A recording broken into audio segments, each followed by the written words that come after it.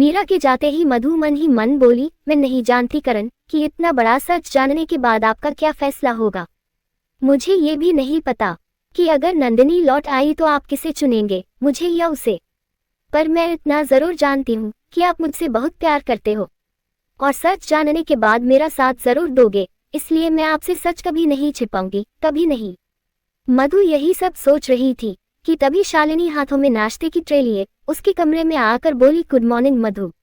Good morning मम्मा, मधु हल्की सी मुस्कुराहट के साथ बोली। शालिनी ने ट्रे बैग के पास टेबल पर रखी और उसके गाल को छूकर बोली, मधु फीवर तो अभी भी है तुम्हें, ये नाश्ता खत्म करो और अपनी मेडिसिन लेकर आराम करो, देखना शाम तक बिल्कुल ठीक हो जाओगी। इतना कहकर उसने बाउल में से एक चम्मच दलिया लिया और मधु को खिलाने के लिए अपना हाथ बढ़ाया।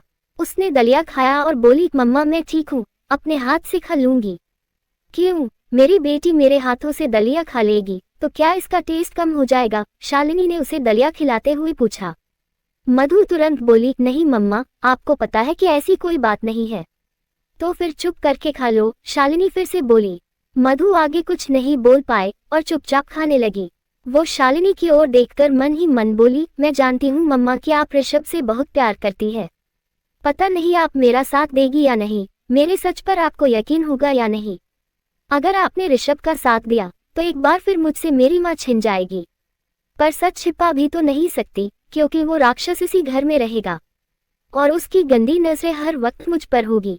अगर मैंने उसे रोकने की हिम्मत नहीं की तो वो मुझसे मेरा सब कुछ छीन लेगा। मधु, कल रात हम सब बहुत घबरा गए थे, तुम यूं अचानक से सीढ़ियों पर बेहोश हो गई। अगर करण ने तुम्हें सही वक्त पर नहीं पकड़ा होता तो तुम सीढ़ियों से नीचे गिर जाती। प्लीज अपना ख्याल रखा करो बेटा, शालिनी परेशान होकर बोली। पर मधु कुछ नहीं बोल सकी, वो अभी भी खोई हुई सी थी।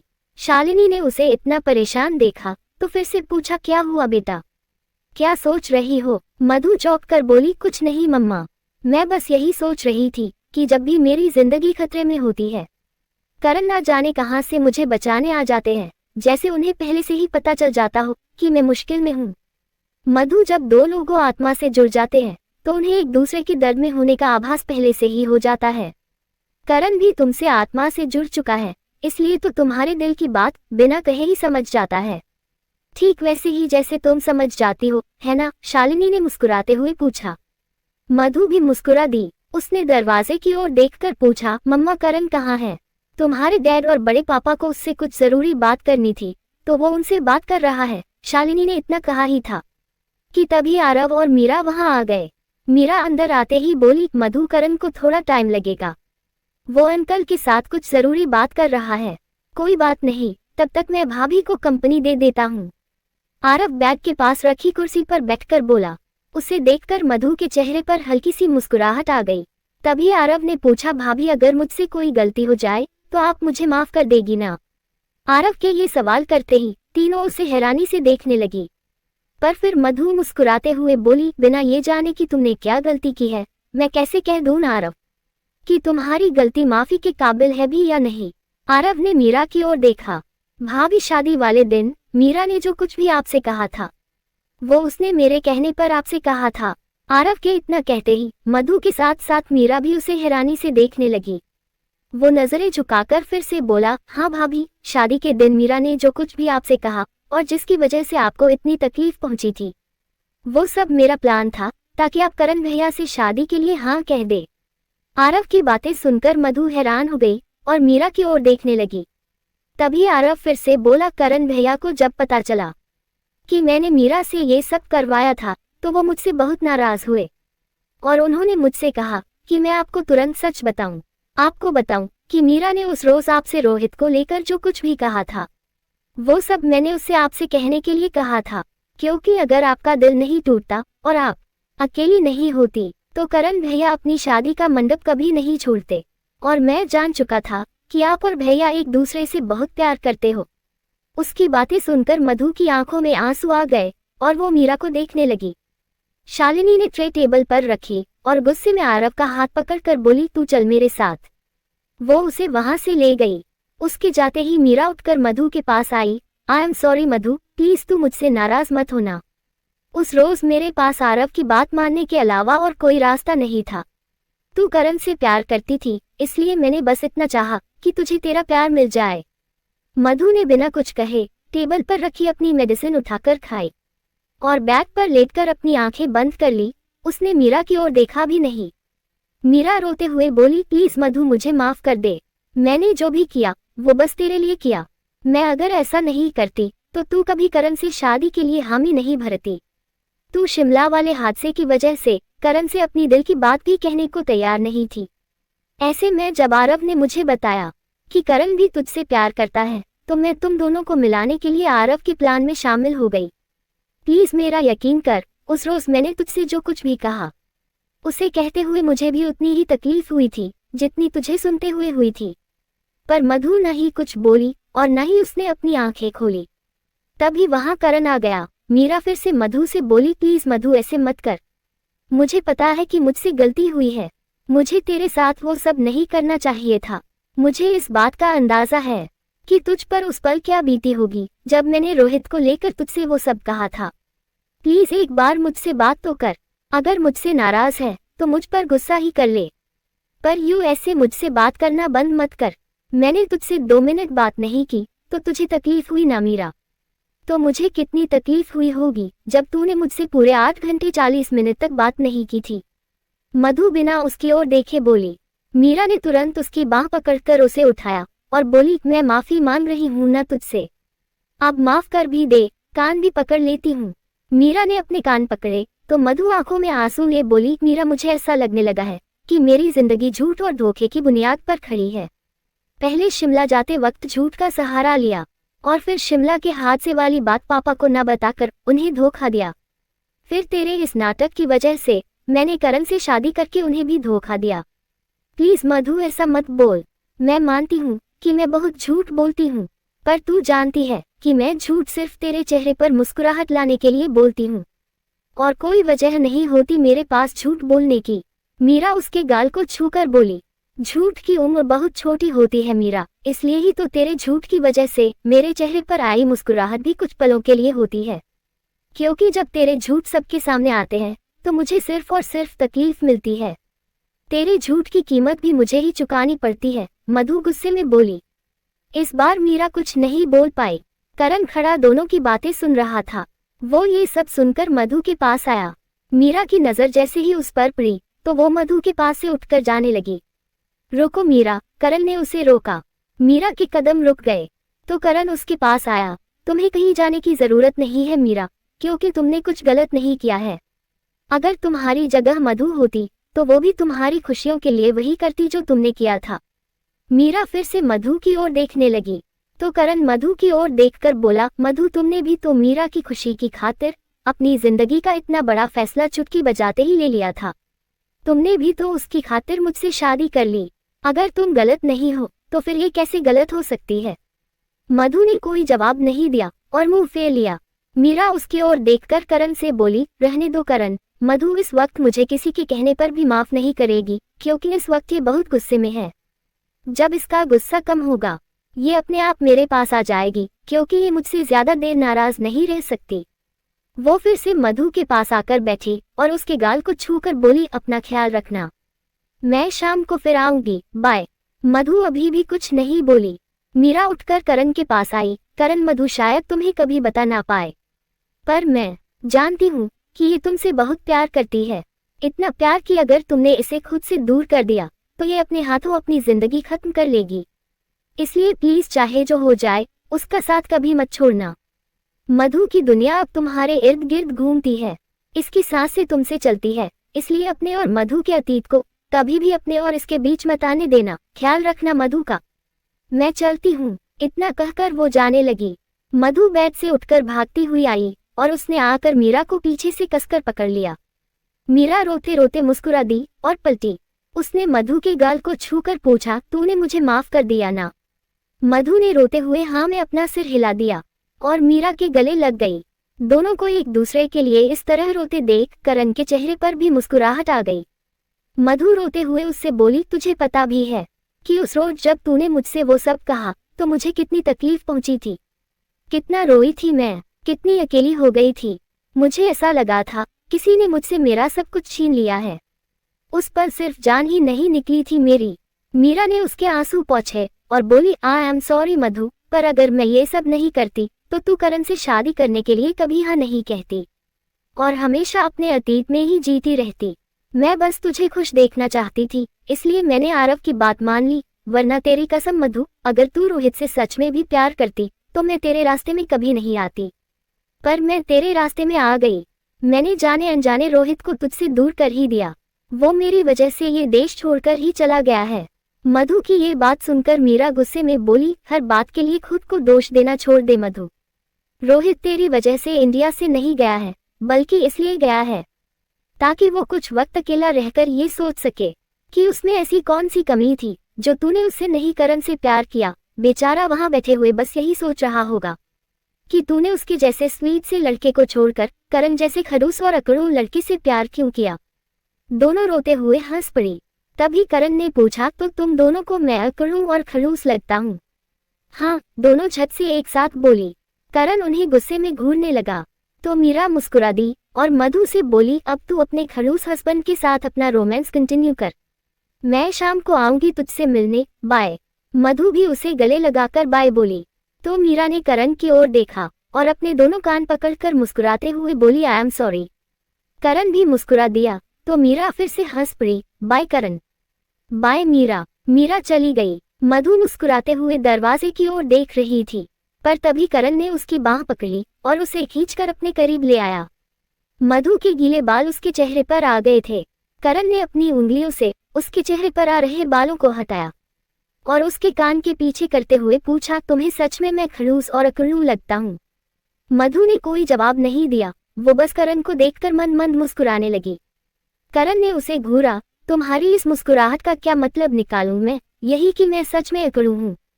आप अभी भी तो मुझे अकड़ू इंसान की तरह ही घूर रहे हैं, मधु फट से बोली। करण के चेहरे के भाव एकदम से बदल गए और वो शरारत भरी नजरों से उसे देखने लगा।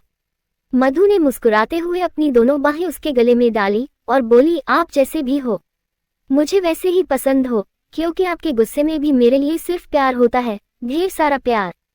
और रही बात मीरा की, तो उसने आपको हमेशा गुस्से में देखा है। उसे थोड़ी पता है कि जब आप मेरे साथ होते हो तो मुझसे कितना प्यार। इतना कहकर वो चुप हो गई और शर्म से उसकी नजरें झुक गई। करण ने उसकी ठोड़ी पर अपनी एक उंगली रखी और उसके चेहरे को ऊपर उठाकर अपनी ओर करके बोला, तुमसे कितना? अपनी लाइन तो कंप्लीट करो। मधु मुस्कुराते हुए वहां से जाने लगी, पर करण ने उसकी कलाई पकड़ ली और उसे झटके से फिर से अपने करीब ले आया। उसने उसके बालों को उसके होठों से हटाया और आहिस्ता से बोला, अब जब मेरे सामने धीरे धीरे अपने दिल की बात कहने ही लगी हो तो फिर वो 3 लफ्ज सुनने के लिए मुझे इतना क्यों तड़पा रही हो? आज बोल ही दो। मधु अपनी नजरें झुकाकर मुस्कुराते हुए बोली, मेरे इतना कुछ कहने के बाद भी आपकी सुई उन 3 लफ्जों पर ही आकर क्यों रुक जाती है? क्योंकि मुझे तुम्हारे मुंह से वो 3 लफ्ज सुनने हैं और आज मैं तब तक तुम्हें छोड़ने वाला नहीं हूँ जब तक तुम वो 3 लफ्ज कह नहीं देती, समझी तुम? करण अकड़ते हुए बोला। मधु हैरानी से उसे देखने लगी और फिर खुद को छुड़ाने की कोशिश करने लगी। उसने दरवाजे की ओर देखा जो अभी भी खुला हुआ था। वो फिर से बोली, करण प्लीज छोड़िए ना, दरवाजा खुला है, कोई आ जाएगा। मुझे एक बात बताओ मधु, मैं तुम्हें रोमांटिक मूड में अच्छा नहीं लगता क्या, जो बार बार सेम लाइन बोलकर मेरे रोमांटिक मूड की बैंड बजा देती हो? करण ने पूछा तो मधु भी झट से बोली, आपको भी तो रोमांस तब सूझता है जब रूम का दरवाजा खुला हुआ होता है, दरवाजा बंद भी तो कर सकते हो ना। इतना कहकर एक बार फिर वो चुप हो गई और नजरें झुकाकर इधर उधर देखने लगी। तो करण उसकी झुकी हुई पलकों की ओर देखकर बोला, तो ठीक है, मैं दरवाजा बंद कर देता हूँ, फिर देखता हूँ तुम क्या बहाना बनाती हो। उसने तुरंत मधु को छोड़ा और दरवाजे की ओर बढ़ने लगा, पर तभी मधु ने उसकी बाह पकड़ ली और हड़बड़ाते हुए बोली, नहीं करण प्लीज। करण रुक गया और उसने पलटकर मधु की ओर देखा। वो फिर से उसके करीब आया और उसने उसकी आंखों में देखकर पूछा, तो फिर वो 3 लफ्ज कह रही हो ना? मधु मुस्कुराई और उसने हाँ में अपना सिर हिला दिया। करण उसे देखते हुए उसके कुछ कहने का इंतजार करने लगा। मधु ने बहुत प्यार से उसकी ओर देखा और अपनी हथेली उसकी आंखों पर रख दी। करण ने भी अपनी आंखें बंद कर ली। मधु उसे देखकर मुस्कुरा दी और फिर आहिस्ता आहिस्ता अपने होठों को उसके पास ले आई। करण को लगा कि वो कान में उससे वो 3 लफ्ज कहने वाली है। उसके चेहरे पर भी हल्की सी मुस्कुराहट आ गई, पर मधु कुछ नहीं बोली। वो अपने होंठों को करण के गाल के पास लेकर आई। उसने आहिस्ता से उसके गाल को चूमा, तो करण ने अपनी आंखें खोलकर उसकी हथेली अपनी आंखों से हटाई और मधु को बहुत प्यार से देखने लगा। अभी इतने से ही काम चला लीजिए, रात में पक्का आपसे वो 3 लफ्ज कह दूंगी, प्रॉमिस। मधु नजरें झुकाकर आहिस्ता से बोली। करण के चेहरे की मुस्कुराहट और बढ़ गई। मुझे रात होने का बड़ी बेसब्री से इंतजार रहेगा। मधु ने तुरंत नजरें उठाकर उसकी ओर देखा। करण ने अपनी दोनों हथेलियों से उसके चेहरे को छुआ और अपने होठों को उसके होठों के करीब लाने लगा। मधु ने अपनी आंखें बंद कर ली। वो उसे किस करने ही वाला था कि तभी रोशनी वहां आकर बोली, भैया आपको। करण और मधु हड़बड़ाते हुए एक दूसरे से दूर हो गए। रोशनी पलटकर आंख बंद करके खड़ी हो गई।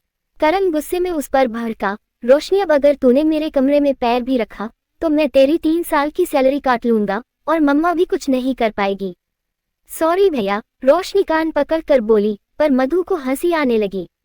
उसे हंसते देख करण फिर से रोशनी को घूरने लगा, पर मधु उसके पास आई और उसने पूछा, तुम कुछ कह रही थी रोशनी?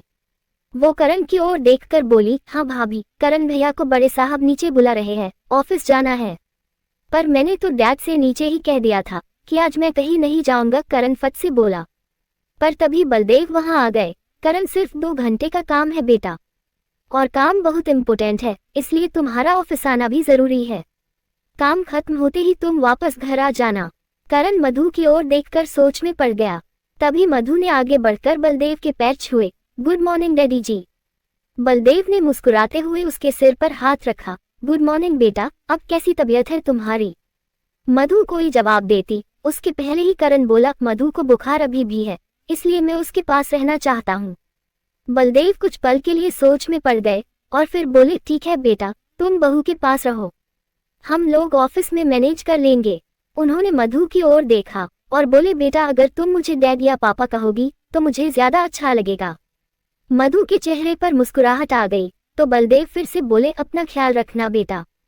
मधु ने आहिस्ता से अपना सिर हिला दिया तो बलदेव उसके सिर पर हाथ रखकर वहां से चले गए। रोशनी भी उनके पीछे ही चली गई।